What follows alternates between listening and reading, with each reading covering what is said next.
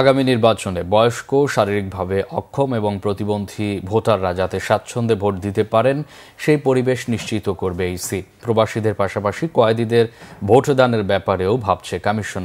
চীনমৈত্রী সম্মেলন কেন্দ্রে এক অনুষ্ঠানে এসব কথা বলেন নির্বাচন কমিশনার অবসরপ্রাপ্ত ব্রিগেডিয়ার জেনারেল আবুল ফজল মোহাম্মদ সানাউল্লাহ। অনুষ্ঠানে ইসির সিনিয়র সচিব আক্তার আহমেদ বলেন, বিশেষ ক্ষমতা সম্পন্ন ব্যক্তিদের নির্বাচনে অংশ নেয়ার ক্ষেত্রে সংবিধান কোনো বাধা নেই। করবেন কি করবেন না এটা তো ডেফিনেটলি যিনি প্রার্থী হবেন তার ব্যাপার। তবে সাংবিধানিকভাবে আমাদের দিক থেকে কোনো সীমাবদ্ধতা নেই। আমরা এটা সরাসরি বলতে পারি যে আমাদের সংবিধানের কোনো ধারায় এটাকে কোনোভাবেই লিমিটেশন আনা হয়নি। There is no legal barrier for the persons with these types of limitations to enroll themselves in the electoral roll or electoral process. সকল রাজনৈতিক দল অংশগ্রহণ করলে বোধহয় অন্তর্ভুক্তিমূলক হলো। মানুষকে নিয়ে কিন্তু তখন ভাবি না। আমি কিন্তু একটা সার্বভৌম সংসদ নির্বাচন করছি।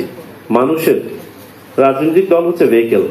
তো সব মানুষই যদি অংশগ্রহণ না করে তাহলে সেটা কিভাবে আমাদের সভরেন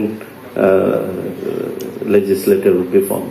সো আমি মনে করি অন্তর্ভুক্তিমূলক নির্বাচনের জন্য সকল জনগোষ্ঠীর অংশগ্রহণ যেমন গুরুত্বপূর্ণ, তেমনি ভাবে সকল জনগোষ্ঠীর জন্য সহায়ক পরিবেশ সৃষ্টি করাটাও গুরুত্বপূর্ণ।